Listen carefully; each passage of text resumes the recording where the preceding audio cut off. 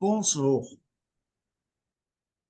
Donc aujourd'hui, on va avoir un nouveau webinaire de notre série liée à l'Afrique. Donc le thème de notre webinaire d'aujourd'hui, c'est relier santé et agriculture quand les ONG de santé pratiquent l'agroécologie.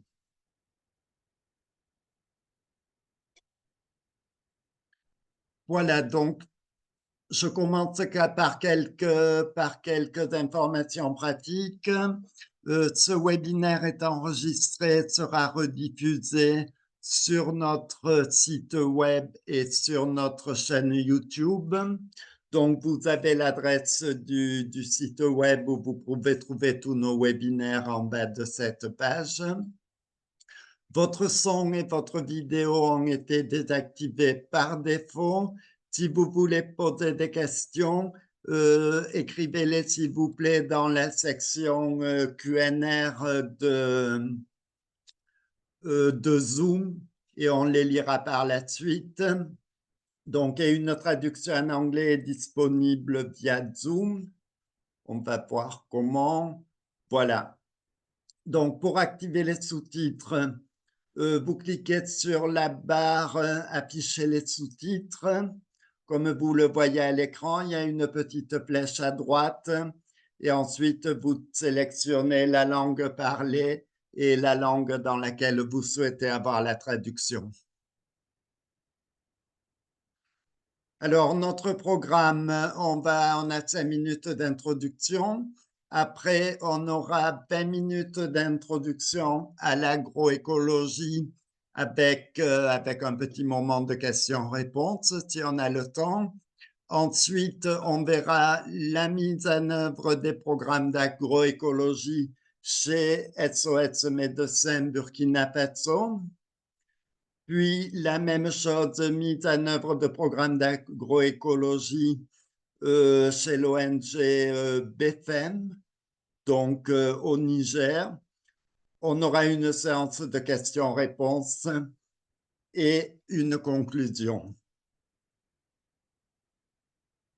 Voilà, alors qui sommes-nous? Le Climate Action Accelerator, c'est une organisation à but non lucratif basée à Genève qui vise à intensifier l'action climatique dans le secteur de l'aide internationale d'abord, puis dans le secteur de la santé.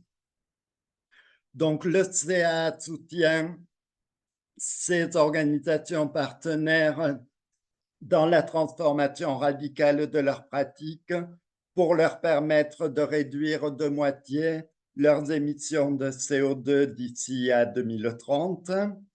Les principaux leviers qu'on a, c'est un pool d'expertise et de ressources pour permettre aux organisations de réduire leurs émissions, la transformation de nos organisations partenaires en ambassadeurs du changement et le développement d'une communauté d'action mondiale d'un réseau. Voilà, alors ici, on voit la plupart de nos partenaires, plus d'une trentaine avec des organisations très variées.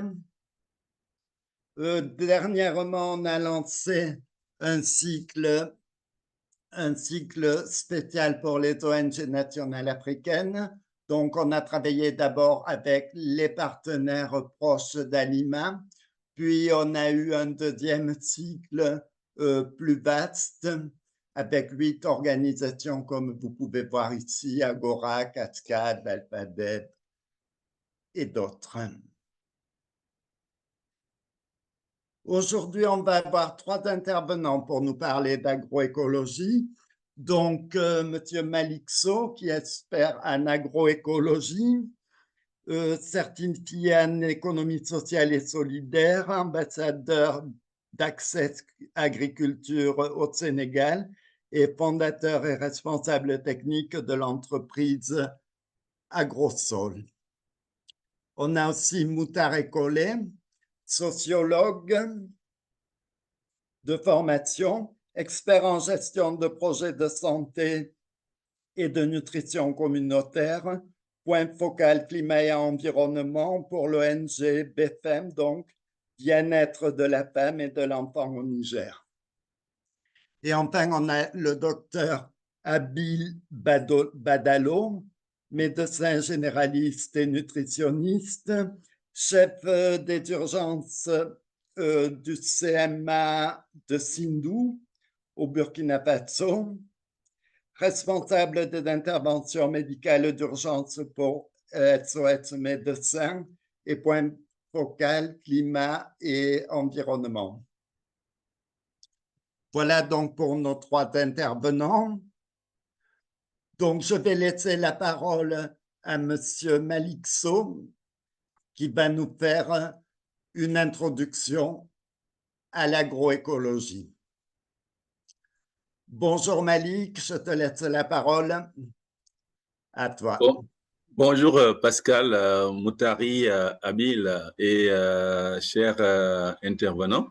Alors, moi, c'est Malik Sow et je suis expert en agroécologie. Et on va aborder avec vous l'agroécologie, non comme on parle d'expertise, donc ça sera forcément pratique. Donc, l'agroécologie dans sa terme vraiment pratique.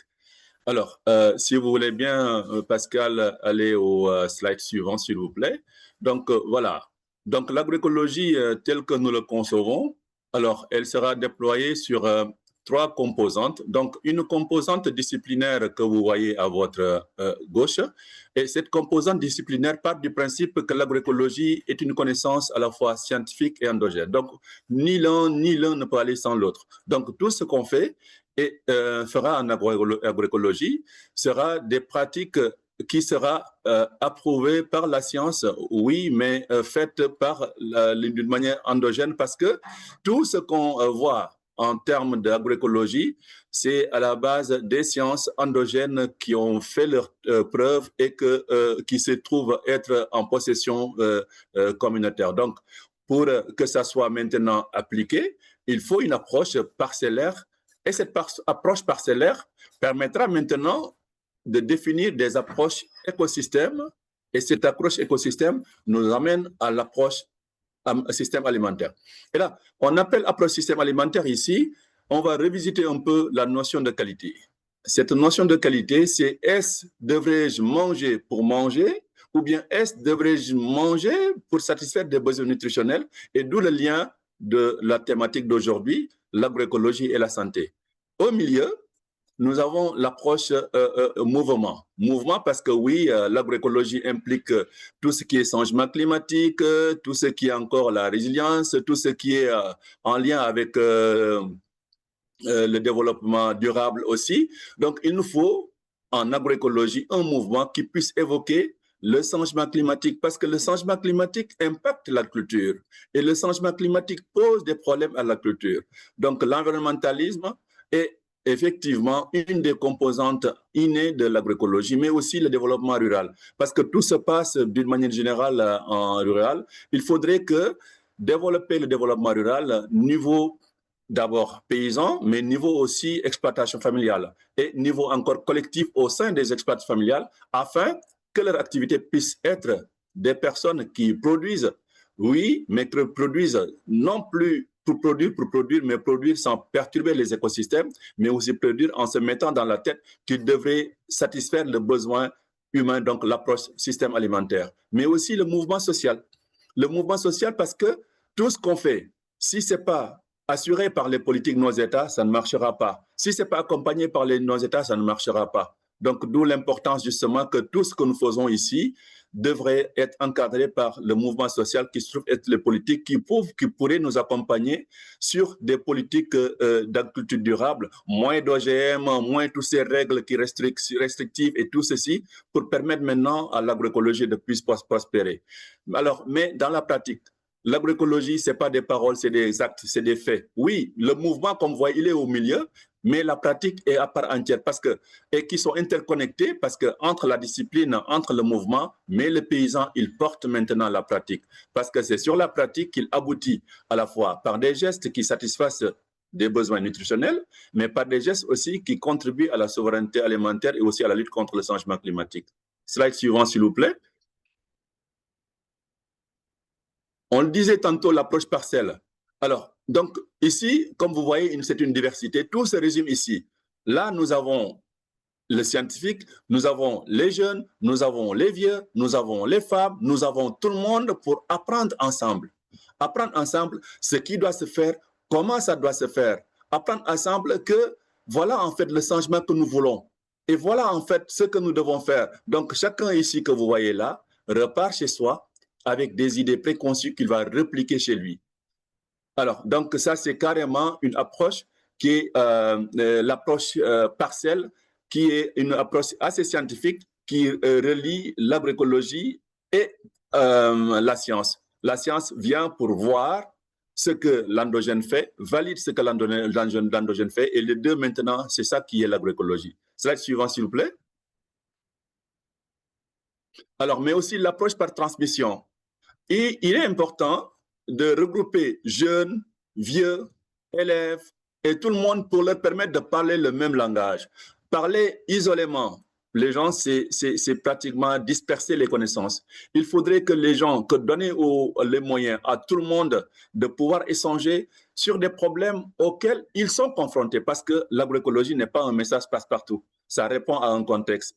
On ne peut pas appliquer l'agroécologie d'un tel pays à un terroir. Donc, si vous voulez, c'est des connaissances, mais ces connaissances se transportent dans des lieux et dans des circonstances. Et à chaque lieu, sont l'approche agroécologique qui lui convient. Peut-être bien que ceux-ci, ils ont des problèmes de salinité, ceux-là, ils ont des problèmes d'infertilité des sols, ceux-là, ils ont des problèmes de maladies, et ceux-là, ils ont des problèmes en lien avec des disparités sur l'écosystème.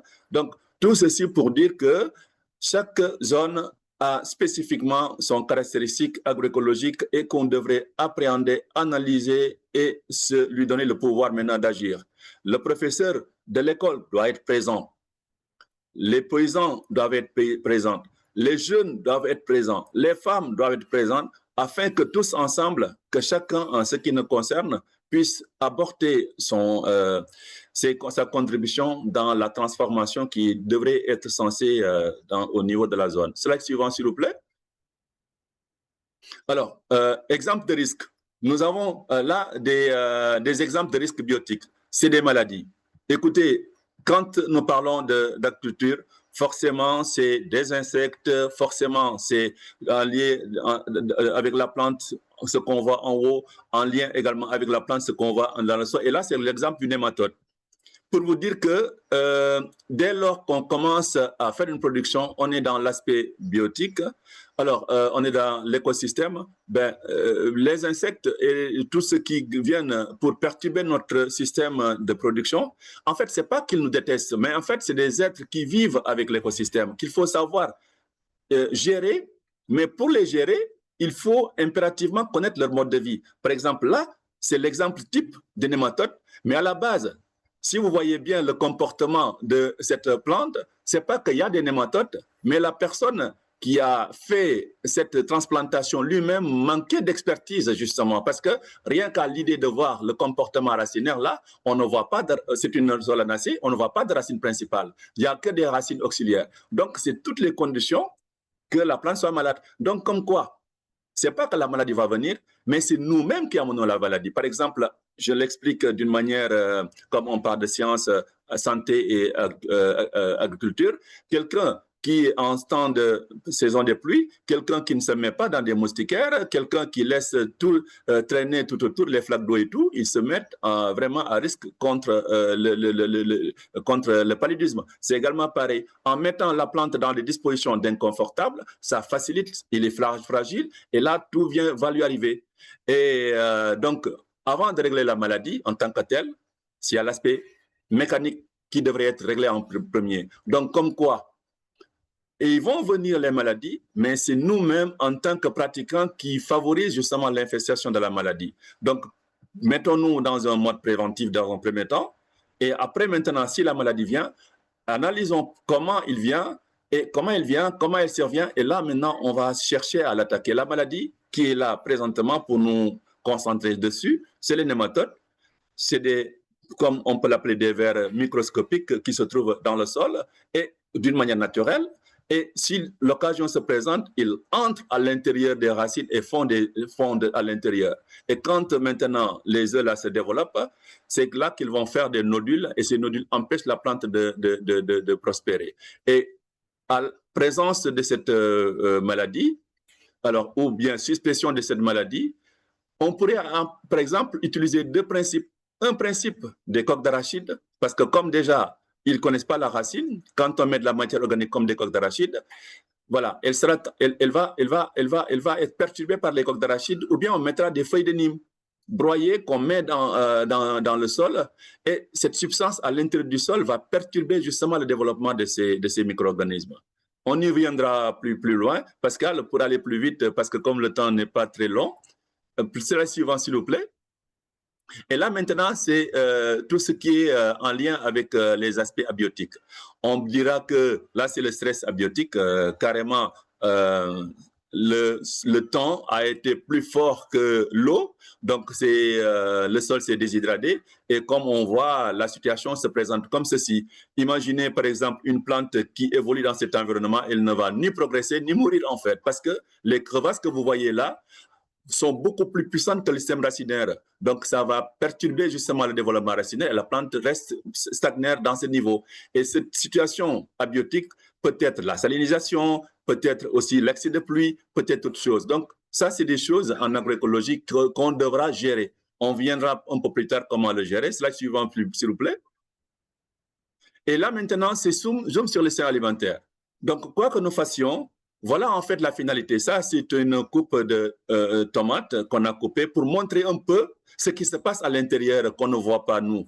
Par exemple, tout à fait en bas, par exemple, ce qui est verdâtre, un peu verdâtre là, en fait, c'est là où passent les nutriments et tout le reste pour entrer à l'intérieur. Mais pour faire quoi? Tout simplement pour nourrir les pépins à l'intérieur. C'est tout ça. Maintenant, si dès lors que tout rentre ici, bon, comprenez maintenant que c'est là qu'on s'empoisonne en fait. Parce que quand je mets des pesticides et tout le reste, et que la plante va garder à l'intérieur dans cet environnement-là, et que moi je consomme cette partie, c'est ça qui va me rendre malade. Parce que le corps reconnaît tout, parce qu'on est organique, mais ne reconnaît pas les substances inorganiques que je viens de m'ingérer. Je vous parle des pesticides de synthèse et tout le reste. Je mange par exemple cette tomate qui a été potentiellement produite sur la base, par exemple, de produits chimiques. Mon corps ne reconnaîtra pas ce produit chimique. Peut-être après, nos collègues docteurs vont y venir, ce qui est les maladies non transmissibles. À partir de ce moment, je mets à la disposition de mon corps des éléments qui ne lui sont pas utiles et qui vont beaucoup plus lui créer des problèmes et non pas satisfaire ses besoins nutritionnels. Comme quoi que notre santé est intrinsèquement liée à ce que nous consommons. Mais celle-ci aussi est intrinsèquement liée à la manière dont elle sera produite. Alors, slide suivant, s'il vous plaît. Et le compost. On en parle souvent, le compost, mais le compost, en fait, en tant que tel, c'est fabriqué par l'homme. Mais la nature ne fabrique pas de compost, la nature fabrique de l'humus. Et cet humus-là, chaque fois quand on la retrouve dans le sol, en milieu naturel, elle est toujours protégée par des feuilles, déjà pour garder une certaine température, mais elle est toujours protégée encore par un écosystème assez stable et la température est toujours idem, pareil dans tous les pays du monde. L'humus se trouve sur les 15 premiers centimètres du sol. Et quand on prospecte un peu cet humus, on se rend compte que en haut, il y a les feuilles et l'humus est sur les 10 à 15 premiers centimètres du sol. Donc, dès lors qu'on a cette substrat qui est l'humus, le compost, on doit se référer maintenant comment est-ce que le compost-là, dans sa façon naturelle, réagit. Il ne faut jamais la mettre en plein soleil parce qu'on perd sa valeur. Il ne faut jamais la mettre au-delà des 15 premiers centimètres du sol parce que la vie qui s'y trouve, elle est aérobie. C'est-à-dire s'il y a des champignons qui vivent dessus, et au-delà d'une certaine hauteur, ces champignons ne peuvent pas vivre parce que les champignons sont aérobiques. Et beaucoup de facteurs qui vivent autour justement de cette compost ne vont pas jouer son rôle. Donc, ça, il y a l'aspect chimique, il y a l'aspect encore hydraulique, mais il y a aussi d'autres aspects qui font que quand on utilise le compost, son rôle premier devrait être se dilater et contenir de l'eau. En se dilatant et contenant de l'eau, elle diffuse petit à petit les nutriments qui s'y trouvent pour que la plante puisse l'utiliser. Donc, quoi qu'on puisse l'utiliser et comment qu'on puisse l'utiliser, il faudrait qu'on se réfère que le compost est un élément extraordinaire qui contribue non seulement à la disponibilité des nutriments, mais aussi à la gestion de l'eau, mais aussi c'est un substrat qu'on devrait utiliser non seulement comme fertilisant, comme amendement, mais encore comme moyen pour conserver de l'eau et diminuer même l'eau des arrosages. Donc, ça veut dire la produire est une compétence, mais également l'utiliser serait une compétence. Par exemple, j'ai un tas de compost et que je prends 1 kilo de ce compost et je le mets dans de l'eau, je laisse quelque temps dans un environnement donné, toutes les substances qui se trouvent dans l'eau, dans le compost, vont se diffuser dans l'eau. Il suffit que j'y mette un autre produit comme des feuilles de Nîmes broyées, je viens de me créer un biopesticide actif en biostimulant.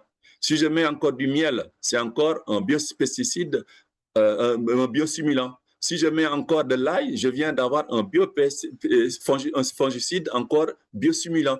Donc, c'est un substrat qui peut être utilisé tel que, mais qui peut encore évoluer, bien sûr, si c'est du compost qui a été stérilisé. Slide suivant, s'il vous plaît. Et là, nous avons le pois d'Angole. Le pois d'Angole que nous connaissons tous, qui est un fourrage à la fois, mais aussi du niébé, on peut l'appeler comme ça. Et quand on consomme le fruit, c'est extrêmement riche en nutriments et qui peut satisfaire le besoin alimentaire du pays. Ils sont consommés par le bétail. Mais en même temps aussi, alors dans le bas, le sous-sol, c'est à la fois une légumineuse, donc censée être une plante qui produit de l'azote grâce aux bactéries symbiotiques. Donc, qu'est-ce que ça veut dire? Ça veut dire que cette plante-là pourrait être utilisée non seulement comme brise-vent et comme haie, elle pourrait être utilisée comme fourrage pour les animaux, elle pourrait être utilisée comme alimentation humaine, elle pourrait être utilisée aussi comme alimentation aussi des volailles parce que les graines, s'ils sont broyés, renforcent également la ponte des animaux. S'ils sont broyés, mis à la disposition également des animaux, renforcent également les valeurs caloriques également des animaux. Donc, pour dire que c'est une plante qui mérite absolument une connaissance. Et si maintenant, on l'associe avec des cadres dans un champ donné, nous savons que les cadres jouent un même rôle, mais l'utiliser va faire que cette plante-là va permettre aux cadres de jouer leur rôle à l'intérieur du champ. Donc, il se permet de faire un relais pour que les bactéries symbiotiques puissent se disséminer dans tout le champ. Alors, slide suivant, s'il vous plaît.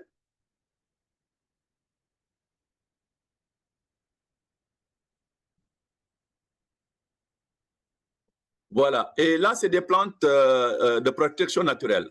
Bon, la particularité de l'ensemble de ces espèces de plantes, alors, c'est que le Nîmes est utilisé à cause de son goût, le basilic et notre citronnelle sont utilisés à partir de leur odeur, et ce qui est en bas, c'est des édènes à la fois par son odeur, mais par les fleurs. En fait, le citronnelle mise à une certaine disposition dans le champ va diffuser une odeur et cette odeur n'est pas très appréciée par les insectes, donc ils vont fuir le champ. Le basilic aussi, disposé à une certaine dispositif, par exemple du champ, chasse les insectes qui sont nuisibles. Parce que c'est ça la particularité en fait. Parce que quand on s'en penche directement sur l'une ou l'autre de ces plantes, le molécule ne se sent pas. Par exemple, quand je me pense pour sentir une feuille de basilic, je ne sens rien du tout. Je ne sens rien parce qu'elle ne se sent pas obligée de dégager le molécule qui est l'odeur qu'elle renferme. Quand elle dégage le molécule, c'est parce que réellement, elle veut chasser, elle veut se défendre. Et cette défense-là, maintenant, va pour dissuader les insectes de le toucher. Donc, on peut lui emprunter ce service qu'on pourra mettre à la disposition d'un plan agroécologique pour qu'il joue cet effet. Et ce qui est en bas, c'est les édènes. Bon, les édènes, c'est pour à la fois pour la maladie que je venais de dire tantôt, les nématodes, les édènes inhibent les nématodes. Donc, quand on les met en association avec une plante qui potentiellement risque d'être attaquée des nématodes, les édènes diffusent dans le sol une substance qui inhibe les nématodes. Donc, ils ne vont pas pouvoir se multiplier tout autour de la plante. Autrement, comme c'est des fleurs, comme vous le voyez, ça attire les abeilles. et nous savons que les abeilles sont fortement menacées là présentement à cause des pesticides et tout le reste, ils jouent un rôle essentiel dans notre écosystème. Donc, ils jouent à peu près le rôle.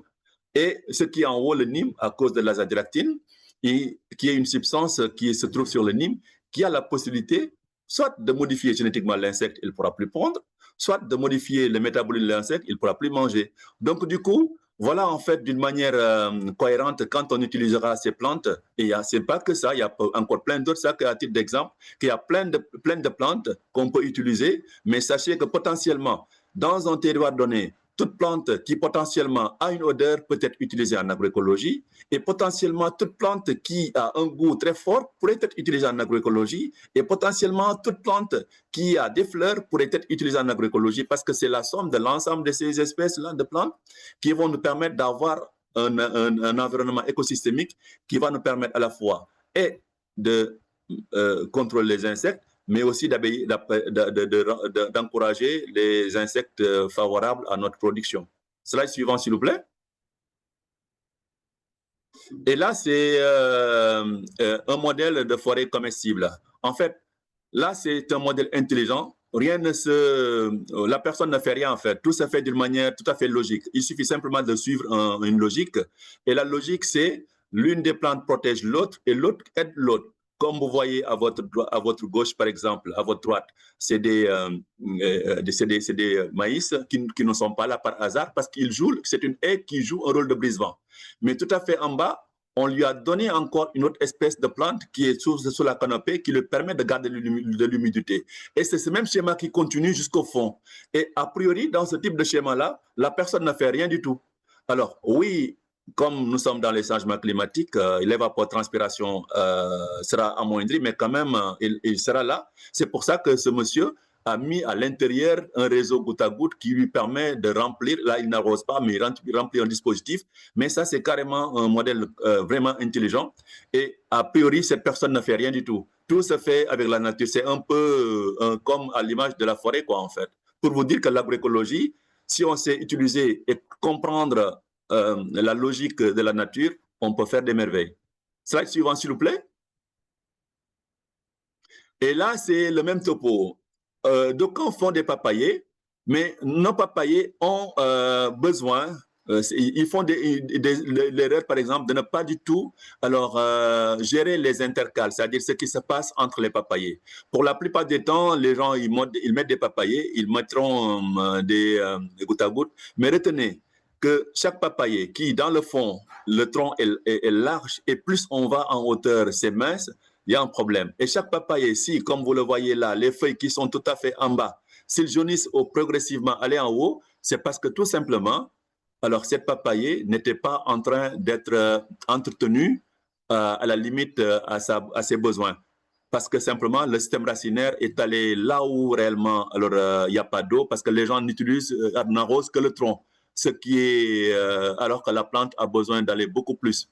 Et dans ce schéma, c'est une association de piments d'une manière intercalaire et qui fait, mais du côté de la direction du soleil, qui fait que nos piments auront suffisamment de lumière et en arrosant les piments, indirectement, on force à la racine des papayers de venir vers justement cet écosystème. Donc, les deux gagnent en fait. Donc, j'arrose une fois, c'est-à-dire je n'entretiens pratiquement que les tomates, les piments, mais les piments en contrepartie profitent justement de tout ceci, mais en même temps, nos papayers profitent encore justement de ce cadre. Donc ça aussi, c'est un système assez intelligent, mais retenez que si on adopte ce modèle, on va devoir jouer sur le dispositif. On ne peut pas le faire à coup de tête. On le réfléchit. On va dire, avant même de concevoir ce modèle, voilà ce que je vais faire. Et à partir de ce moment maintenant, on pourra se permettre d'utiliser les intercalaires pour faire un dispositif de cette nature. Slide suivant, s'il vous plaît. Bon, et là, nous avons deux modèles.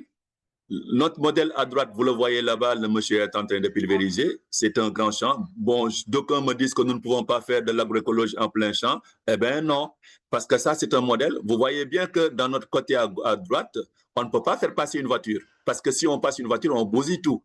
Mais dans le côté, si on a fait ces buts-là, c'est pour permettre justement à notre voiture d'avoir là où il doit passer.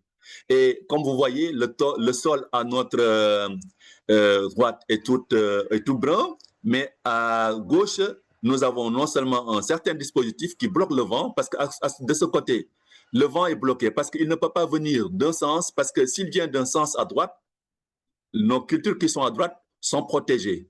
S'il vient d'un sens à gauche, nos cultures à droite sont protégées. Mais aussi, on voit les débris en bas. Donc, comme quoi que là où on nettoie tout, en agroécologie, on laisse les débris dans le sol pour que ça puisse être exploité par le sol et que l'écosystème puisse le restituer en élément nutritif qui sera profitable à la plante. Donc, voilà en fait deux modèles dont l'un à droite, c'est la façon classique, et l'autre à gauche, c'est selon l'agroécologie, pour dire qu'il faut qu'on arrête de dire que l'agroécologie ne peut pas s'appliquer en plein champ. Oui, elle est bien réalisable, et on a aujourd'hui les moyens de le faire. Il faut simplement aller vers justement l'expertise, aller vers les connaissances qui vous peuvent donner les moyens de le faire. Slide suivant, s'il vous plaît. Et là aussi, à partir de là, on est dans les bonnes pratiques. Et c'est des maïs, mais qu'on a associé avec des pastèques. Donc, le pastèque court pour faire son travail et profite maintenant alors au maïs qui va aller en hauteur pour également profiter tranquillement de l'humidité et de la protection que lui fera nos pastèques. Donc, un modèle qui est également agroécologique, comme à l'image de ce que j'ai dit tout à l'heure, à partir d'un champ qui fait 5, 10, 30 hectares, mais on a exactement un modèle, on gagne deux fois. On gagne en maïs, on gagne aussi en pastèque. Et ce modèle également, il y a un autre modèle qu'on appelle milpa, c'est des courges, plus du niébé, plus du maïs. On fait tout ensemble et on gagne 3 fois. Et si c'est par exemple, c'était le modèle de milpa, on mettra là du niébé, entre là où il n'y a rien du tout. Donc, pour dire que l'agroécologie, écoutez, c'est vraiment révolu la période où on dira qu'on ne peut pas le faire à grande surface. Alors, slide suivant. Et là aussi, pour l'agroécologie urbaine, ou bien ceux qui n'ont pas du tout beaucoup d'espace, mais c'est un sac qu'on a mis, mais à l'intérieur, ce n'est pas qu'un sac.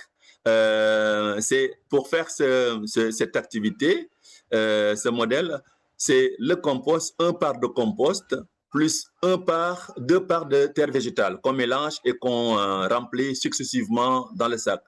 À l'intérieur du sac, on ne la voit pas, mais au milieu, si vous regardez bien, on voit quelque chose. En fait, c'est un vide où réellement, on a d'abord pour le planter, on met à l'intérieur un PVC et dans ce PVC, on mettra des billes d'argile et on remplit au fur et à mesure notre butte de sable et on va le faire soutenir par des bâtons. Et après, plus on remplit notre compost mélangé avec du sable, alors jusqu'à ce que ça soit à ras, on enlève maintenant alors notre PVC et piégeant ainsi les billes d'argile, de sorte que ça va créer un peu un système de drainage. Quand vous arrosez, alors l'eau rentre par là-bas, et puis c'est un dispositif aussi qui va un peu s'identifier à la roche-mère, alors de sorte que tout ce qui se passe à l'intérieur sera géré justement par cette substance. Donc il n'y aura pas de compactage. Et donc il vous suffira, selon les espèces que vous voulez faire, si c'est des oignons, si c'est des laitues, si c'est des tomates, vous coupez simplement les parois et vous avez une végétalisation du sac en vertical. Donc, vous n'avez qu'à besoin simplement de coincer comme on aurait fait une transplantation. Vous entrez la racine à l'intérieur, vous pincez jusqu'à ce qu'il n'y ait pas poche d'air. Et puis voilà, le reste, ça sera pareil. Donc, il vous suffira simplement d'arroser. Et puis voilà. Maintenant, pour l'entretenir, il faut qu'on sache que plus on entretient ce modèle, plus la plante puise les nutriments du sol. Donc, on va de temps en temps prendre des feuilles d'arbre, peu importe lesquelles, quelques feuilles d'arbre, peu importe lesquelles, on les fait macérer jusqu'à ce que ça macère, ce que ça pourrisse. Et on prend maintenant cette eau-là qu'on va verser dans le tas pour qu'il restitue les nutriments que la plante a pris du dispositif. Slide suivant, s'il vous plaît. Et là, c'est des tours d'agroécologie. Ben, ça, c'est des pierres qu'on a formées de cette manière, mais ça peut être des pneus de différentes dimensions. On prendra un pneu de camion, par exemple, qui a une dimension, on mettra du sable, on pose un pneu qui a une dimension moins importante jusqu'à ce que ce soit en haut. Bon, sur cette partie-là, maintenant, on végétalise en hauteur une partie sur faible surface. Et à partir de là, maintenant, ça peut être des pierres de molon, ça peut être des pneus, ça peut être même des caissons qu'on va fabriquer en différentes tailles, peu importe, circulaires, ovoïdes, triangulaires, mais en utilisant différentes tailles. Comme vous voyez, plus on descend en hauteur, on a une largeur, plus on monte en hauteur, on a une dimension plus ou moins intéressante. L'idée maintenant, c'est que chaque fois quand je fais ce dispositif, je remplis de substrat, je pose encore un autre dispositif, je remplis de substrat, et chaque fois, ça me laisse des écarts sur lesquels je peux y faire des cultures. Slide suivant. Et là, c'est encore une façon d'adaptation. En fait, quand il fait chaud, alors je pourrais prendre, par exemple, ce dispositif tout à fait en dessous.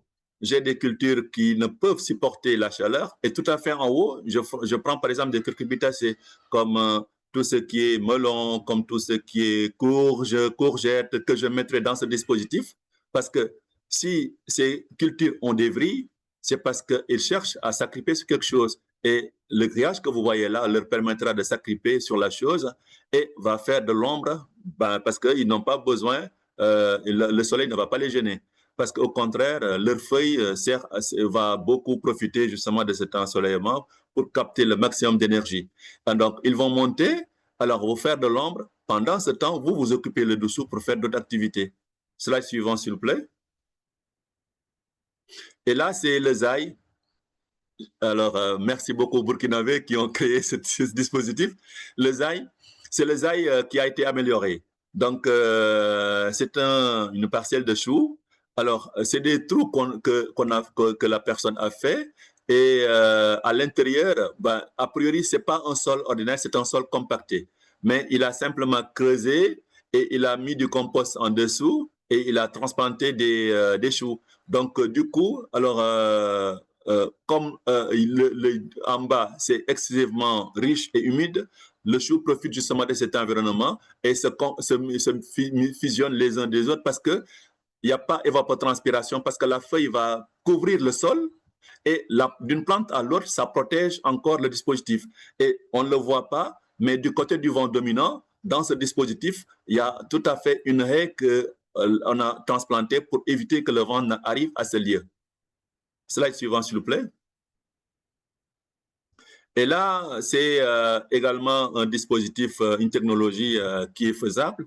En hauteur, c'est juste un muret que nous ferons, ou bien, peu importe, un support en hauteur, plus on fût, et on filtre totalement là en dessous pour éviter un peu que le dispositif soit obstrué. Et après, à partir d'une vanne, ça, c'est des modèles de 100 mètres carrés. Et sur ces modèles de 100 mètres carrés, tout ça peut se trouver gratuite d'une manière locale quelque part. Parce que le PVC peut se trouver et comme les gaines de goutte à goutte peuvent se trouver.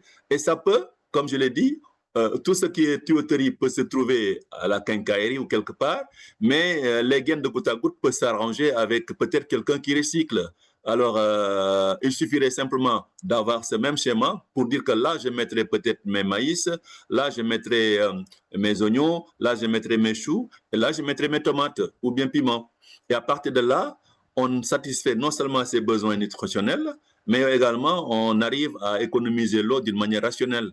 Alors, mais retenez que chaque fois, quand on a un dispositif, il faut savoir le protéger parce que je ne cesserai de le dire, le maraîchage, c'est l'activité agricole autour des marais.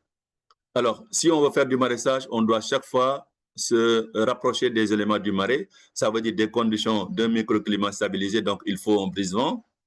La notion de fertilité du sol, donc ça veut dire qu'il faut, au fur et à mesure que la plante évolue, il faut restituer, compenser les pertes que subit le sol, mais il faut également de l'humidité. Donc, ces trois éléments, notion d'humidité, notion de fertilité du sol, notion d'un microclimat stabilisé, irréversiblement, la plante suivra sa conséquence, ça veut dire donner des fruits.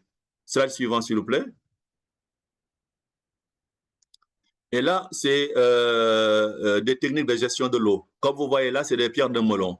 Là, par exemple, d'habitude, c'est souvent dans les points les plus bas d'un champ. Alors, on fait de sorte que dans ce dispositif-là, c'est pour non seulement piéger l'eau, mais le laisser s'infiltrer au fur et à mesure. Donc, quand on fait un dispositif de cette nature, soit l'eau peut rester très longtemps, mais dans ce dispositif, l'eau, c'est pas fait pour que l'eau reste, mais c'est fait pour que la nappe se charge. Donc, plus on a des dispositifs de cette nature, plus l'eau qui était censée passer à l'étayeur reste disponible dans cet écosystème et la nappe est chargée dans ce terroir. C'est pour ça que quand il y a un dispositif de cette nature, forcément, il y a la végétation tout autour parce que cette végétation profite justement de l'eau qui a été captée par cet écosystème. Slide suivant. Et là, c'est un peu à l'image des boulis. Alors, c'est toujours pareil, mais là c'est dans l'optique que l'eau doit rester. Donc, comme c'est le coin le plus bas, alors d'un lieu, donc ça vient avec de l'argile et tout le reste, on fait de sorte que la partie qui est tout à fait en bas sera beaucoup plus creuse, de sorte que l'argile et tout le reste se dépose à l'intérieur pour créer un peu de filtre pour que l'eau ne s'en va pas. Et quand l'hivernage part, cette partie qui se trouve dans ce lieu-là, alors va rester avec de l'eau qui permettra de faire de la pisciculture, mais encore en même temps qui permettra de faire sur les parois là de l'agriculture, bon, sur ce que je voudrais faire. Donc, comme vous voyez tout autour, c'est tout végétalisé et la nappe s'est rechargée. Et au fur et à mesure maintenant qu'un terroir qui a été menacé joue dans cet écosystème, on récupère le terroir, on fait des activités économiques, mais en même temps aussi, ça peut interpeller même d'autres activités en lien avec l'écotourisme et le reste. Parce que souvent, un environnement de cette nature renferme un écosystème qui est sans égal. Alors, comme quoi, tout ce que nous avons aujourd'hui comme information en agroécologie, alors devrait être appliqué. On a tout, il nous reste simplement l'application. Slide suivant, s'il vous plaît. Et là, c'est le modèle type, alors que chaque personne qui fait de l'agriculture devrait photographier et pour se dire que c'est bien possible. C'était un terrain nu, mais dans ce terrain nu, alors il est prévu alors de faire toute cette activité. Là, c'est un champ, mais c'est un monde en fait, parce que tout est là, tout est à l'intérieur. C'est un champ, mais un champ qui correspond au monde, parce que il y a la vie, il y a le bien-être, il y a l'agriculture, il y a des terrains de jeu, il y a des piscines, il y a des écoles, il y a tout ce qui s'ensuit. Maintenant, quand on a un dispositif pareil, alors on s'ouvre tout droit à l'écotourisme. Là, par exemple, c'est une économie qui offre à la fois un service, c'est-à-dire un service en tant que service, mais aussi des biens. Et ça rapporte énormément à la personne ou bien à une zone qui s'intègre dans cette logique. Donc, mieux on adopte cette pratique, mieux on joue sur la séquestration de carbone et mieux on développe une forme d'économie qui soit vraiment profitable. Donc, comme vous voyez, vous ne voyez pas de fil ni rien du tout. Tout est géré par la nature parce que c'est entre soit les plaques solaires, soit aussi une énergie qui vient de la connaissance que nous tirons de la nature. Je pense que ça sera le dernier slide et je vous remercie pour votre attention. Merci beaucoup, Malik. C'était vraiment très intéressant. Tu nous fais rêver, puis tu nous as appris beaucoup de choses.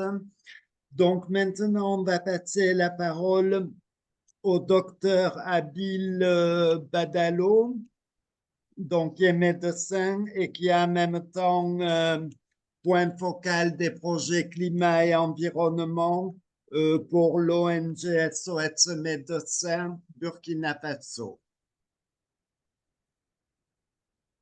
Ok, Voilà, merci. Adil, je te passe la parole.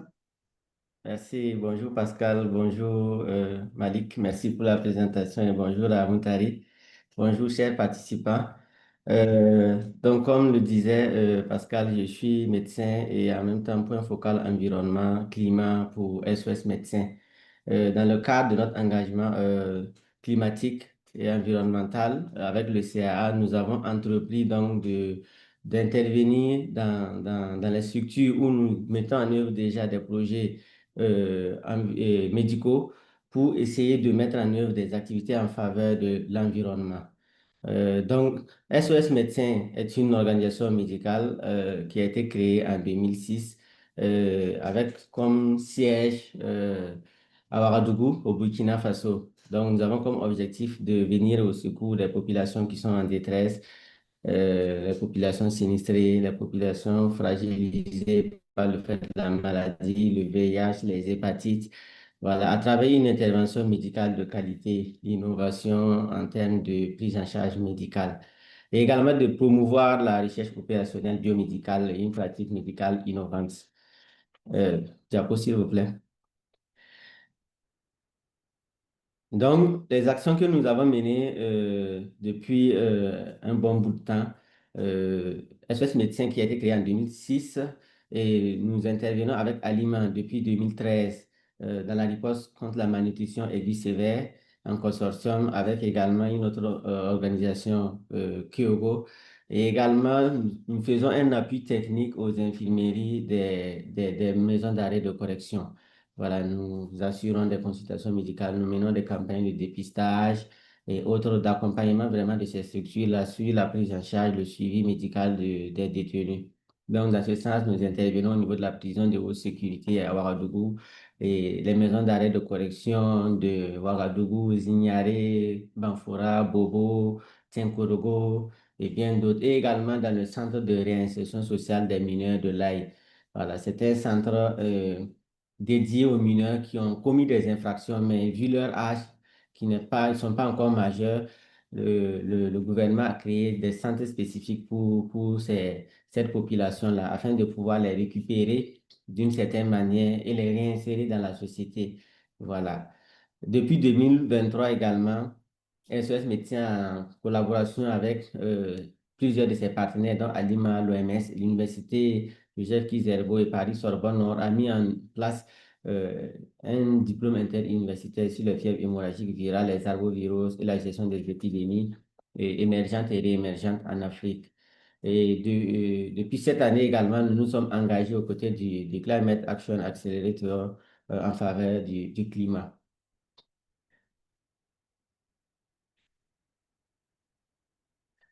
Euh, pour présenter d'entrée de jeu le centre de l'Aïe où nous avons mis en place un jardin agroécologique, il faut dire que c'est un centre de réinsertion pour mineurs. L'Aïe qui est situé à environ 35 km de la capitale Ouagadougou. Donc, ce centre-là a pour objectif de faciliter la réinsertion sociale des jeunes à travers des projets individuels de réinsertion sociale qu'ils appellent PIRS, en soudure, en mécanique, menuiserie, élevage, mais également en agriculture.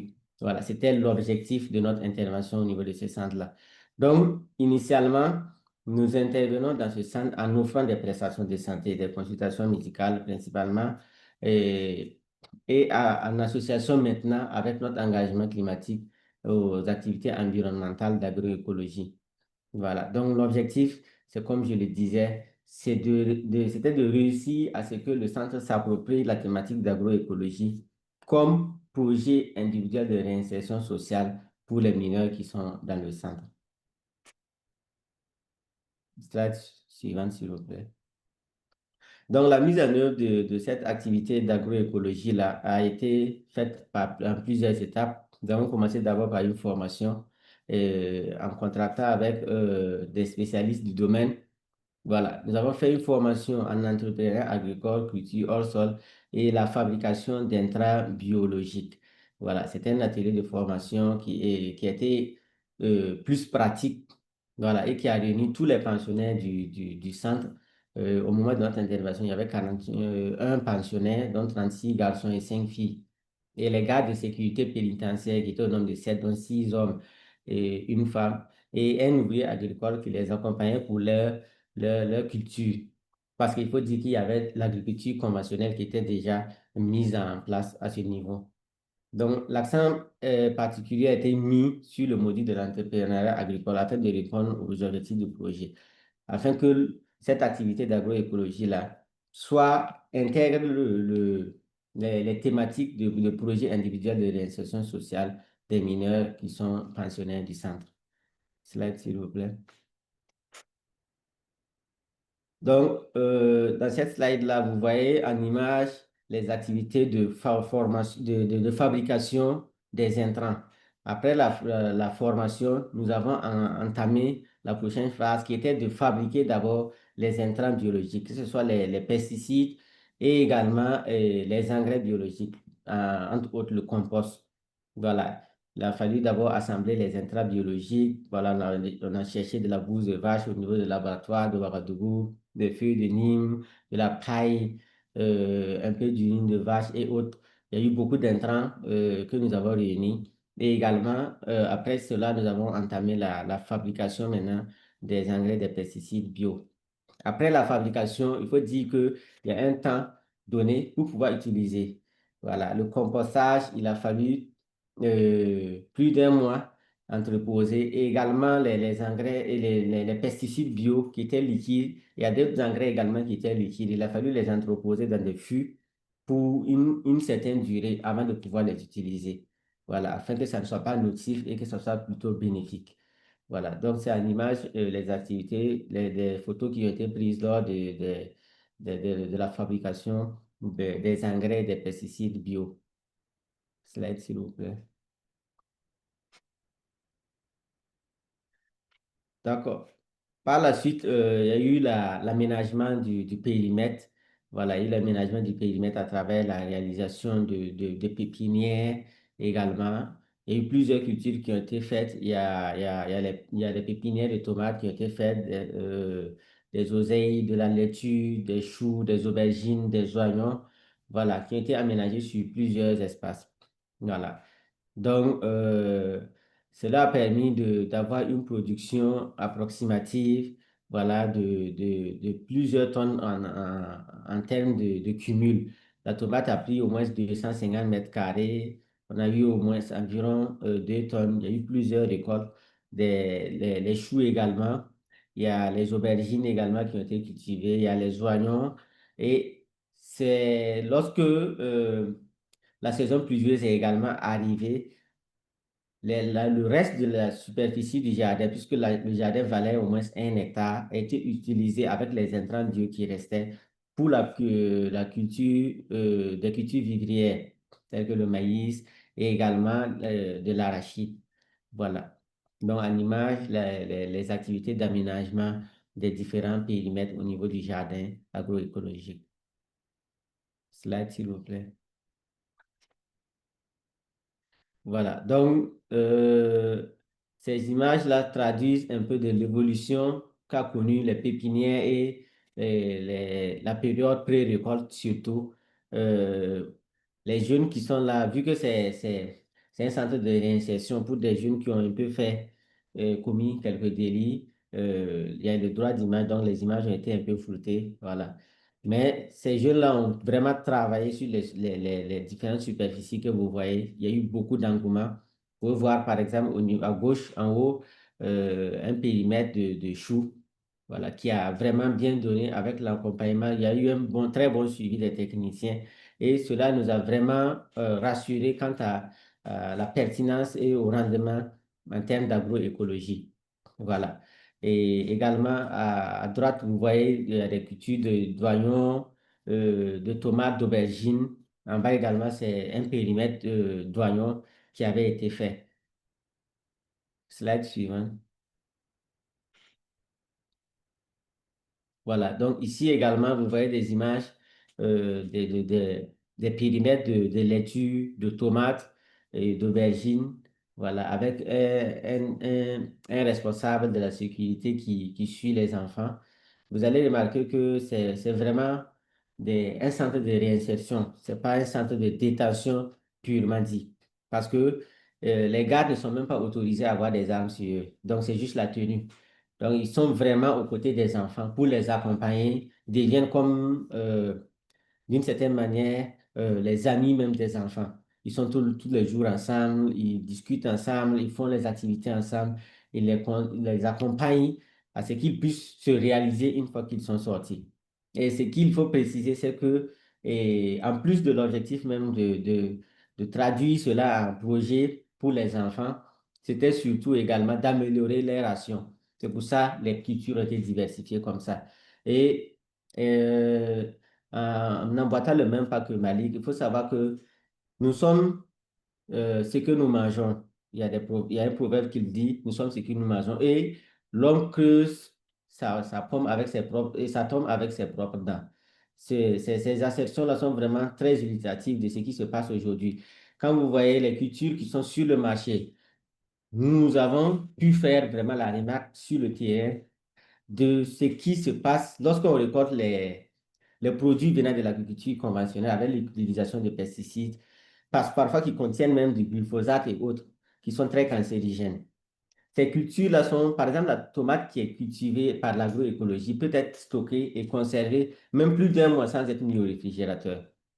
Mais aucune tomate cultivée avec des pesticides chimiques ne peut faire même 2 semaines dans un réfrigérateur sans pourrir. Ça montre déjà même la nature, la qualité même du produit que nous consommons lorsque c'est l'agriculture conventionnelle avec l'utilisation d'engrais et de pesticides chimiques. Donc, il y a une sorte de toxicité même des produits issus de l'agriculture conventionnelle de nos jours, avec l'utilisation des pesticides, des engrais vraiment chimiques. Alors qu'en termes d'agroécologie, le rendement est meilleur et il y a également la qualité et la sécurité vraiment au niveau alimentaire. Voilà. Donc, en tant qu'organisation médicale, nous avons trouvé vraiment pertinent de nous orienter vers une promotion d'une agriculture vraiment saine et sécurisante pour les enfants. Voilà. Slide suivant. Voilà. Je vous remercie vraiment pour votre attention. Euh, je reste disponible pour les questions afin d'apporter plus d'éléments de réponse. Merci, Pascal. Oui, merci beaucoup Adil, c'était très intéressant. Bravo pour ce très beau projet, aider les jeunes à travers l'agroécologie. C'est vraiment une très belle idée, puis qui peut porter beaucoup de fruits, qui peut très bien marcher. Peut-être on va passer directement à la présentation de Moutari et puis on essaiera d'avoir un peu de temps de discussion à la fin du webinaire. Donc, je passe la parole à Moutari Collet, donc sociologue de l'ONG BFM, Bien-être de la femme et de l'enfant au Niger. À toi, Moutari. Merci bien, Pascal. Merci Malik et merci Habil pour vos présentations. Je suis particulièrement ravi de partager aujourd'hui l'expérience de BFN en matière dans ce domaine après 2 ans de mise en œuvre de notre feuille de route. C'est le lieu de remercier l'accompagnement du CA qui nous a permis de faire nos premiers pas dans ce domaine-là, dans le domaine de l'environnement et climat. Les actions que je vais vous présenter sont amarrées aux différents projets que nous mettons en œuvre. Et ça, c'est un engagement dans notre feuille de route. Nous disons que chaque projet qui est conçu par BFN prend en compte cette dimension environnementale. Et nous avons commencé avec à travers 2 projets à appliquer cela. Et donc là, naturellement, les bénéficiaires et la communauté en général est pleinement impliquée dans ce que nous faisons. Et là, ça gage de la durabilité à notre avis. Qui sommes-nous? Donc, l'ONG BFN, Bien-être de la femme et de l'enfant, est ONG médicale de droit nigérien, créée en 2002. Comme je le disais toujours, BFN a connu son essor à partir de 2009. C'est la date qui coïncide avec sa collaboration avec Alima, avec qui on a mis en place un projet de prise en charge de la malnutrition dans une région du Niger, à Zender, particulièrement à Myria. Donc, depuis lors, nos activités s'améliorent, augmentent en quantité et en qualité. Et on peut dire qu'aujourd'hui, vous voyez, nous sommes sur 8 projets à travers le pays. Après nous sommes dans presque toutes les régions du Niger. Voilà, donc le secteur d'intervention, c'est effectivement la santé, la nutrition, la sécurité alimentaire, la recherche. C'est ce que nous faisons maintenant. Voilà. Diapo, s'il vous plaît. Voilà, notre première action après la mise en place de notre feuille de route, ça c'est la plantation d'arbres autour des formations sanitaires. L'idée a germé quand nous partageons, quand nous vulgarisons nos feuilles de route, nos solutions avec les bénéficiaires. Là, des besoins sont exprimés tout de suite. Les femmes qui ont parlé de problèmes d'ombre quand ils fréquentent les centres de santé, ça c'est une particularité du Sahel. Peut-être quelqu'un d'autre qui ne connaît pas le Sahel ne peut pas voir l'enjeu. Donc, il y a les hommes aussi qui nous ont parlé au niveau des villages. Là, c'est les structures sanitaires même qui sont menacées. Donc, ensemble, on a réfléchi pour voir si on peut former des haies biologiques. Donc, ces deux conditions-là, produire de l'ombre pour les femmes et protéger nos infrastructures sanitaires dans les zones éloignées urbaines où la pression éloignée est réelle. Donc, nous ont poussé à adopter avec peu de moyens. Je précise bien que les moyens humains et financiers à l'époque étaient maigres. C'est avec ça que nous avons commencé. Donc, là, notre objectif, c'est de fournir de l'ombre aux accompagnantes. Nous avons planté alors des arbres autour de ces infrastructures sanitaires à l'intérieur pour directement servir aux femmes de l'ombre et à l'extérieur pour protéger les infrastructures. L'avons fait dans un hôpital de district de Niamey commune 5, 5 CSI, Centre de santé intégré rattaché à cet hôpital. Nous avons commencé comme ça et nous avons pris l'engagement aussi de poursuivre nos actions dans les autres centres que nous appuyons. Là, ce qu'on a fait avec les maigres moyens, comme je le disais, c'était la dotation de ces sites-là en matériel d'arrosage. Nous avons acheté des tuyaux et des seaux et nous avons aussi produit des cages de protection pour protéger ces arbres-là. Et là, nous avons eu aussi à impliquer le comité de gestion en santé et la mairie pour les appuis conseils à travers le service environnemental et le COGES pour l'entretien de ces arbres-là. Vous voyez à l'image l'exemple de ces arbres. Il y avait des arbres existants aussi que nous avons continué à entretenir. Voilà. Là, c'était notre première action. Après, quand nous quittons Niamey maintenant, avec un autre projet, nous sommes venus de la région de Maradi, et c'est où on met en place un projet de nutrition. Là, l'opportunité qu'ils nous ont offert, c'était qu'on travaille désormais avec un groupe de soutien, avec des groupes de soutien plutôt, le groupe de soutien à l'âge.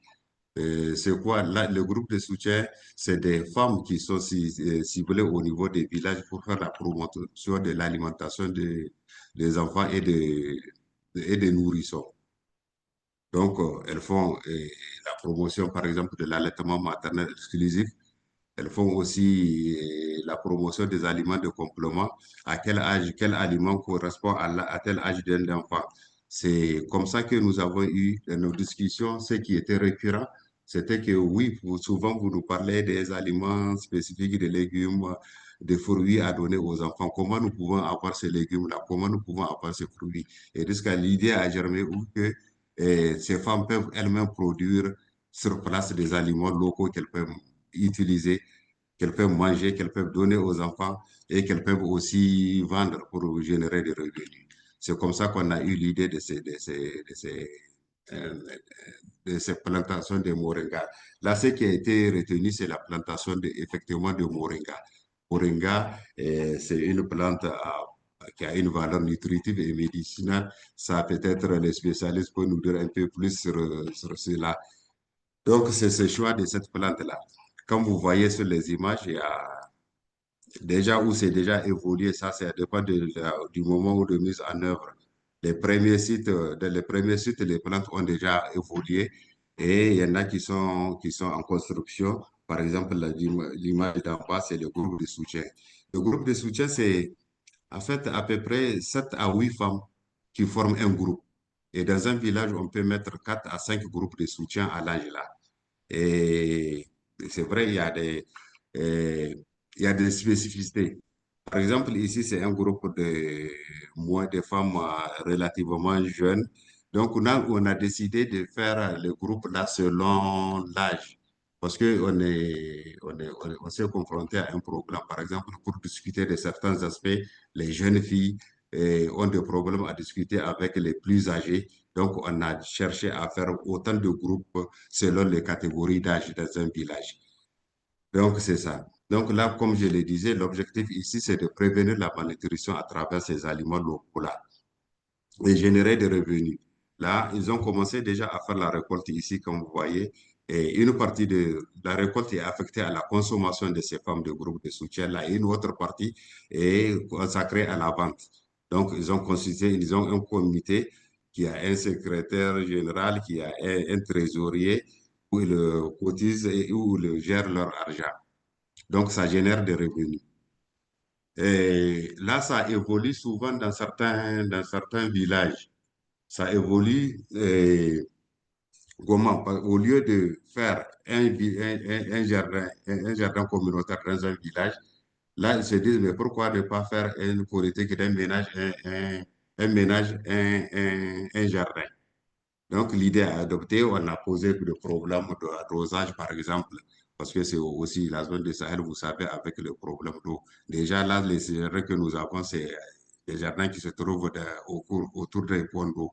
Donc là, on a eu l'idée aussi, par exemple, pour les femmes qui utilisent les moringas chez elles, qui plantent les moringas chez elles, ce qu'elles font, c'est quoi? C'est d'utiliser l'eau des ablutions. Vous savez, il y a 5 prières quotidiennes chez les musulmans où il faut faire des ablutions. Donc, on demande de faire des ablutions autour du pied d'arbre là. C'est une façon de les arroger aussi. Donc, on a expérimenté cela dans 5 villages. On va voir ce que ça va donner. L'idée, c'est que après les jardins communautaires qui sont dans 595 groupes de soutien, les 595, ça correspond au nombre de groupes de soutien qui a chacun un jardin au moins. Donc, c'est ça. Et là, à ce niveau, on a eu l'appui des mairies à travers toujours les services environnementaux des mairies. Et là, la particularité autour de certains villages, on a eu aussi le soutien de ce qu'on appelle la Friend of Niger. Là, c'est des anciens Peace Corps qui ont séjourné dans les zones, les Américains qui ont séjourné dans la zone, qui ont eu une publication de ces jardins-là, qui ont décidé d'apporter leur soutien. Ils ont donc aidé 5 villages à travers leur structure fonds-là. Donc, ils ont utilisé l'argent pour ces villages-là pour un peu améliorer, agrandir les jardins d'abord et puis procéder à la clôture. Avec les reliquats, ils ont même commencé à électrifier certaines cases de santé. Voilà. Un autre projet que nous avons conçu, là aussi, ça sort des débats que nous menons avec la communauté, c'est le projet de restauration des écosystèmes dégradés. Là, c'est à travers les demi-lunes. M. Malek a eu à expliquer, c'est un système qui permet de capter l'eau des ruissellements. Donc, on s'en sert pour planter, ce que nous comptons faire, c'est pour planter des arbres autour de ces ouvrages-là. Donc, on a prévu de traiter 50 hectares de terres dégradées par la confection de 15 650 demi-lunes sylvo-pastoral. Améliorer le taux ça nous permettra d'améliorer le taux de couverture végétale sur 50 hectares et nous profiterons pour planter aussi 15 650 plants d'acacia et ensemencer les 50 hectares là de terres traitées avec 300 kg de semences de graminées à haute valeur nutritive. Et la création, ça va créer, parce que les ouvrages, on utilise la main-d'œuvre locale, ça va créer 5227 emplois temporaires afin de stabiliser les populations en emploi ou déplacements internes et externes. Voilà, ça c'est un projet, ça reste un projet, on n'a pas, ça dépasse notre capacité communautaire. Donc, c'est un projet que l'on soumet au financement extérieur. Peut-être qu'on va aussi approcher les fonds là, les, les Friends of Niger, les anciens Peace Corps qui vivent aux États-Unis et qui voient ce que nous faisons, peut-être ou chercher un autre financement. Voilà. Diapo, s'il vous plaît. Voilà. Et je vous remercie pour votre aimable attention et je suis disponible pour les éventuelles questions. Merci Voilà. beaucoup. Merci beaucoup, Moutari. Alors, moi, je pense qu'on peut demander à Malik de nous faire quelques commentaires sur ces deux projets qu'on vient de voir, qui sont en même temps des projets d'agroécologie, mais en même temps des projets sociaux et qui ont une dimension qui ont une autre dimension avec les jeunes en réinsertion ou les communautés qui essaient de répondre à leurs problèmes de nutrition. Voilà, on voit que ça a une dimension sociale aussi très importante. Quel commentaire tout ça évoquerait pour toi, Malik? Qu'est-ce que tu en penses? Bon, en premier lieu, une satisfaction parce que quand la santé s'intéresse à l'agroécologie, ça veut dire que la voie est vraiment très loin. Parce que c'est tout ce que nous faisons en agriculture, dans le fond, si on ne le fait pas pour la préservation de l'environnement, on le fera pour la santé. En tout cas, l'agroécologie, c'est ça, c'est ses fonctions. Maintenant, alors, ce qui est intéressant dans tout ce que j'ai entendu de Motari et de Abil, c'est que dans le fond, il y a d'abord l'économie sociale et solidaire déjà dans un premier temps, parce que tous les deux projets ont des orientations d'économie sociale et solidaire, qui veut dire que parce que tout ce qu'ils font se centralise autour de l'homme. Parce que si vous voyez bien, chaque fois quand ils parlent, ils vous disent nous avons écouté la communauté, ils nous ont dit que. Parce que les projets qui sont en train de dérouler, ce pas des projets qui déroulent parce qu'ils veulent le dérouler, mais c'est des projets qui déroulent parce qu'ils ont un sens dans l'écosystème local. Et également, c'est un sens qui apporte la dignité humaine. C'est un sens qui atténue la souffrance des femmes, notamment. Si le premier projet, alors ce qui est vraiment pertinent et intéressant, c'est oui de donner cette chance à cette jeunesse pour revenir encore sur la voie de l'économie. Et je vois aussi que dans leur façon d'approche, ils priorisent des formations théoriques et pratiques qui ne sont pas portées par eux. Ils disent qu'ils collaborent avec des spécialistes du métier. Et on voit nettement de par leur production, ce qu'il n'a pas dit, et que je pense que c'est ce qui a été fait, c'est qu'ils ont pu récolter, et ce qu'ils ont récolté, c'est quand même assez énorme, et certainement, ça a dû aller économiquement servir à quelque chose. Pareil aussi à la diversité.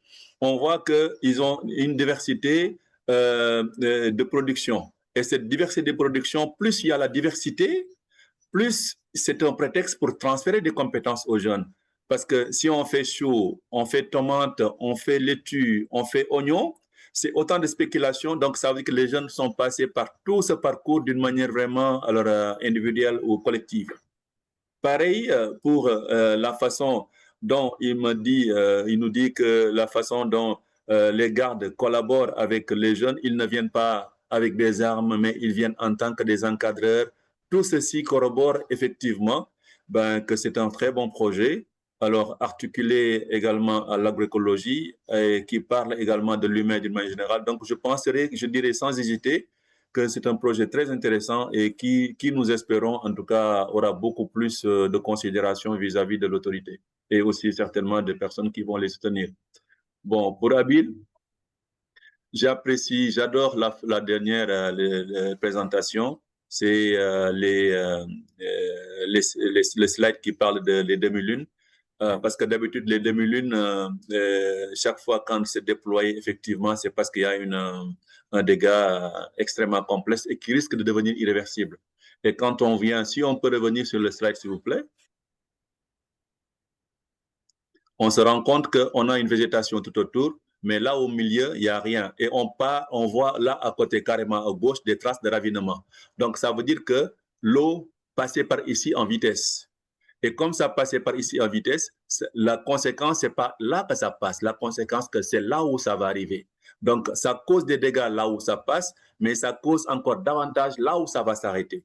Et le fait simplement d'utiliser cette technologie dans cet environnement, alors c'est très intéressant parce que d'aucuns pourraient dire, écoutez, nous allons par exemple créer d'autres technologies qui vont impliquer des molons, qui vont impliquer d'autres stratégies de DRS. Mais eux, certainement, ils n'ont pas des molons, mais ils ont adopté des demi-lunes et fait de sorte que ça puisse garder et conserver de l'eau comme des puits d'eau. Et irréversiblement, c'est un sol dior, l'eau s'infiltre, et si l'eau s'infiltre, ça charge non seulement la nappe, donc c'est compréhensible quand ils viennent pour dire qu'on va revitaliser la zone, ça serait intéressant. Maintenant, ce qui est intéressant dans des problèmes de cette nature, alors, la nature, nous pouvons avoir des frontières, mais la nature, il n'y a pas de frontières. Plus il y a des arbres peut-être qui seraient transplantés là-bas au Bénin, ou bien au Niger, ou au Burkina Faso, peut-être bien que ça va avoir une répercussion positive quelque part ailleurs.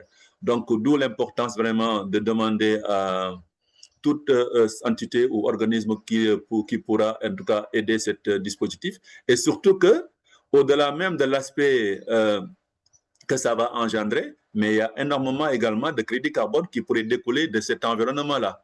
Donc, d'où l'importance vraiment d'exhorter, en tout cas, les partenaires d'accompagner un dispositif de cette nature, alors qui pourrait à la fois résoudre un problème écologique, mais aussi améliorer énormément un écosystème dans un environnement proche. Parce que si cette lieu-là est revégétalisée, mais c'est la vie qui vient. Et quand la vie vient, il y a d'autres activités qui peuvent également découler de cette activité. Donc, vraiment, Abil, félicitations à vous aussi pour cette activité. Alors, cependant, pour les moringas, moi, je vous aurais également suggéré de les utiliser en plus de votre technique de faire comme haie. Par exemple, prenez simplement un carré, admettons, de 500 mètres carrés, vous les faites sécuriser avec du moringa et vous découpez à l'intérieur par 10 mètres, 10 mètres, 10 mètres, 10 mètres. Donc, si vous découpez par 10 mètres, 10 mètres, donc vous allez avoir des compartiments. Et dans ces compartiments que vous avez eus, a priori, vous allez créer une vie qui pourrait vous permettre de faire du maraîchage à l'intérieur. Donc, vous allez avoir à la fois et des moringas, mais à l'intérieur encore, vous pouvez avoir du maraîchage en même temps. Bon, c'est-à-dire comme dans le modèle que je vous ai montré avec la forêt, là où on a mis copié la forêt, c'est-à-dire vous reproduisez la même chose. La nature, elle s'adapte en lieu. Quand il n'y a rien, bon, il n'y a rien. Mais dès que vous faites une végétalisation, ça ouvre des perspectives. Donc, dans un premier temps, clôturer une surface avec 500 mètres carrés peut-être de moringa, peut-être double ligne, et à l'intérieur maintenant, chaque 10 mètres, une longueur de moringa, chaque 10 mètres. Et à l'intérieur maintenant, entre les 10 mètres, vous allez prendre par exemple une haie qui vous fera peut-être des basiliques, une autre haie qui vous fera des basiliques, et entre les deux, maintenant, vous ferez vos tomates, vos choux et le reste. Sinon, franchement, félicitations. En tout cas, les deux modèles, c'est des modèles qui inspirent l'agroécologie, comme je l'ai dit, qui inspirent aussi l'économie sociale solidaire, et qui est certain que leur impact pourrait être très positif dans votre écosystème.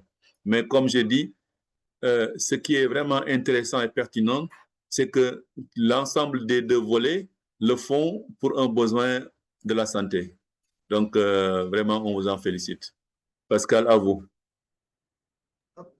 Merci beaucoup, Malik, pour toutes ces réflexions très intéressantes, très techniques en même temps, qui vont certainement nous aider à aller plus loin. Alors, j'ai une question au sujet du projet Un ménage, un jardin.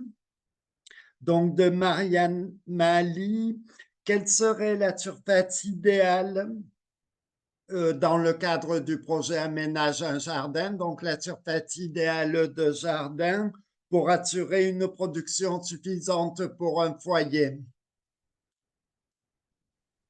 Merci beaucoup. Oui, Pascal, c'est ça la question? Voilà, oui. OK.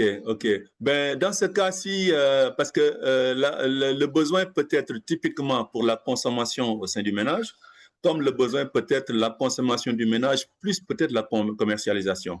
Mais dans ce cas, il y a déjà un préalable, et le préalable, c'est déjà de comprendre un peu le besoin même de la famille, soit journalièrement et temporellement dans le mois. Sur la base justement du besoin, on pourra planifier, parce que dès lors que vous faites une production, idéalement, c'est avec, dans un premier temps, une planification avec les personnes qui sont censées consommer. C'est-à-dire, nous avons besoin de tomates, nous avons besoin de laitue, nous avons besoin... Donc, on planifie tout ce qui a été prévu de consommer pour le ménage. Et maintenant, les quantités, sur la base maintenant des quantités de ménage, on va aller directement à la production. Bon, seulement les références, en fait, c'est quand, par exemple, j'ai une tomate me fait en moyenne au moins 3 kilos durant tout son cycle. Quand j'ai un piment, il me fait en moyenne 1 kilo, 1 kilo 500. Donc, on partira de ce principe-là. Quand on part du principe déjà de savoir le rendement par pied, on pourra aisément se dire exactement, bon, sur la base de mon besoin, voilà comment je m'identifie pour aller satisfaire les besoins nutritionnels, par exemple, de mon foyer. Par contre, si c'est dans une logique de satisfaction d'un besoin pour la commercialisation, là, c'est le marché. Alors, dans un premier temps, alors on fait un calendrier et le calendrier, c'est de janvier à décembre déjà et les spéculations d'un côté. Et le marché devrait vous déterminer le prix des spéculations par année qui ne vont pas changer. D'un pays ou d'autre, il y a des raisons qui font que la tomate va coûter ce qu'elle coûte à telle période de l'année. Le piment va le coûter à telle période de l'année. À moins qu'il y ait un facteur extérieur qui va faire que peut-être qu'il y ait un autre pays qui ramène, par exemple, ses produits et va polluer le marché, ou bien qu'il y ait un facteur autre que nous ne maîtrisons pas. Mais habituellement, si la prospection est faite de cette nature, que vous allez auprès des professionnels commerçants qui vous disent, écoutez, à telle période de l'année, la tomate coûte autant, le piment coûte autant, voilà. Et puis, à partir de là, vous allez voir si elle pourrait vous rassurer sur un contrat d'achat. Est-ce que si je vous amenais peut-être des tomates à telle période, ça vous conviendrait? Est-ce que si, dès lors que vous avez maintenant ce programme, vous pouvez vous lancer à la production, tout en sachant que ce que je fais, si je le fais selon les normes que j'ai établies avec mon client acheteur, il va me le prendre. Donc, on va dans les deux sens. Mais dans les deux cas, il faut dans un premier temps planifier. Planifier, est-ce que je fais des tomates parce que la famille consomme des tomates? Parce que si je ne planifie pas et que je fasse des oignons, alors que le besoin de la famille, c'est des tomates, je n'ai pas réglé mon problème. Si aussi je planifie de faire des choux alors que le marché a besoin de laitue, je n'ai pas réglé le problème. Donc voilà, en fait, tout commence par la planification. Et maintenant, on va adopter maintenant les bonnes pratiques appropriées. À vous, Pascal. Très bien, merci beaucoup. Moutari, est-ce que tu peux nous dire quelle est la surface des jardins de votre opération Un ménage, un jardin à peu près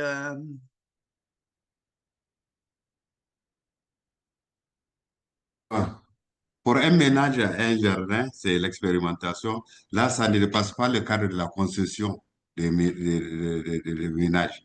Donc, on donne, ça c'est le supplément même de dons en plan dont les femmes ont bénéficié après leur jardin. Donc, quand il y a eu de reste, on a donné à chaque femme 5 plants de moringa. Donc, je commence avec 5 plants seulement de moringa pour leur concession. Donc, l'espace est réduit naturellement. C'est pourquoi, quand on a posé le problème d'arrosage, donc on prévoit même de les arroser juste avec les eaux des ablutions. Donc, c'est ça. On commence avec juste cette petite quantité d'arbres de 5 pieds. Et là, pour revenir à la remarque très pertinente de Malik, je n'ai peut-être pas suffisamment développé cela. Mais dans les jardins, effectivement, on a aussi associé les cultures maraîchères là. Donc, à l'intérieur, c'est peut-être, on ne respecte pas très bien les normes techniques, mais à l'intérieur de Moringa, il y a aussi comme des tomates souvent, salades et choux. C'est ça. OK, très bien, très bien. Alors peut-être une dernière petite question très vite, toujours de Mariama. On a parlé d'adaptation de l'agroécologie aux structures de santé. Pour les structures scolaires, est-ce que des jardins pédagogiques ou pour sensibiliser les enfants à l'agroécologie, qu'est-ce qui serait possible très vite? La question est pour moi? Oui, oui, Ok, vas-y. bon.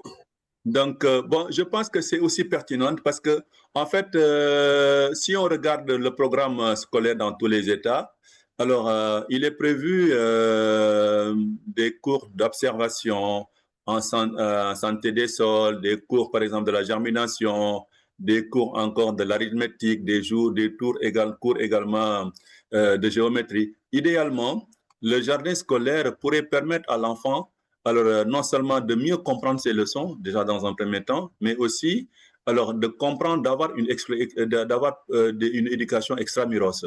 Par exemple, le professeur pourrait, par exemple, le maître pourrait, par exemple, faire un cours, par exemple, en géométrie. Il pourrait descendre avec le jeune sur le jardin et les planches auront des traces géométriques de l'élève. Donc, le professeur, le maître, avec les élèves, ils vont dessiner sur le sol des traces géométriques carrées, trapèze, rectangle, c'est de toutes les figures géométriques concernées, il le dessine, il s'en va. Le professeur qui va faire la science va venir pour parler de la germination, il va utiliser ce même schéma pour faire sa science. Et celui qui va faire les unités de mesure va venir encore après, parce qu'une plante a été transplantée à 50 cm entre l'un et l'autre, entre là et là, parce que c'est la base justement. Il va venir maintenant pour donner à l'enfant la possibilité de mesurer. Voilà ce qu'est un mètre carré. Voilà ce qu'est un rayon. Voilà ce qu'est un cercle. Voilà ce qu'est un trapèze. Voilà ce qu'est un rectangle. Voilà, n'est-ce pas? Donc, ça sert à ça. Maintenant, au moment de la production, l'enfant voit la plante évoluer. En même temps, la même chose, il va voir à l'école, en classe. L'enfant voit la fleur. L'enfant voit comment la fleur évolue en fruit. L'enfant voit comment le fruit évolue en maturité. Et après, il va venir l'arithmétique. Avec la coopérative, l'enfant va venir prendre une balance, aller cueillir, mettre sur la balance, remettre à l'autre, l'autre lui remet de l'argent, il écrit sur son carnet. Voyez un peu? Donc, ça, c'est vraiment un modèle, je pense qu'il faut encourager parce que c'est un moyen pédagogique extramuros. Mais au-delà de ça aussi, on peut même ne pas vendre la production, mais ça pourra directement aller à la cantine scolaire parce que, alors, on est en train de promouvoir les cantines scolaires, mais pour moi, il y a un risque. Le risque, c'est quoi en fait? C'est que quand les cantines scolaires vont consommer des produits alimentaires et que les gens qui ne sont pas vertueux sauront que vraiment le marché est là, ils vont se presser pour produire, ils vont mettre du grand n'importe quoi dans la production et ça va se retourner à la marmite même de l'élève que l'élève va consommer. Donc, idéalement, si l'école fait des pratiques comme ça et que le rendement suit, je pense que ça serait une bonne idée. Si aussi l'école collabore avec déjà des producteurs sur lesquels il aura un œil sur eux, je pense qu'également ça sera une bonne chose également. À vous, Pascal. Bon, très bien. Merci beaucoup. Merci beaucoup sur ces explications très, très intéressantes. Effectivement, on comprend qu'on peut faire beaucoup de pédagogie et apprendre l'arithmétique et la géométrie et le calcul à partir de l'agroécologie. Effectivement, ce sera un très bon moyen. Donc, on arrive à la fin de notre webinaire d'aujourd'hui. Merci beaucoup à Moutari, merci beaucoup à Abil et merci beaucoup à toi aussi, Malik, pour toutes tes explications très intéressantes. Donc, on a fini cette série spécifique qui était plutôt destinée à nos partenaires africains. On a un prochain webinaire le jeudi 13 novembre, dont la thématique est la suivante: construire les soins de santé de demain, financement, résilience et modèle d'infrastructure réplicables. Sachant que c'est pas sans lien avec la série qu'on vient de faire, puisque on a travaillé sur la résilience des systèmes de santé au Tchad. On en a parlé avec notre projet de Nouri pendant un webinaire et aussi au Sénégal et avec d'autres partenaires. Donc, également à Nadine. Donc, notre prochain webinaire le jeudi 13 septembre. Voilà. Et pour avoir plus d'informations donc sur l'agroécologie et sur nos solutions environnementales, vous pouvez aller sur notre site Climate Action Accelerator, où vous avez en même temps des boîtes à outils, des fiches techniques et les enregistrements de nos webinaires que vous pouvez toujours revoir. Voilà, et vous pouvez nous contacter aussi à travers cette plateforme, donc la plateforme de partage du Climate Action Accelerator. Merci à tout le monde, j'espère que ça vous a intéressé et à bientôt. Merci. Bonne journée à tous. Merci, Merci. merci, au Au revoir. revoir. Au revoir. Bien.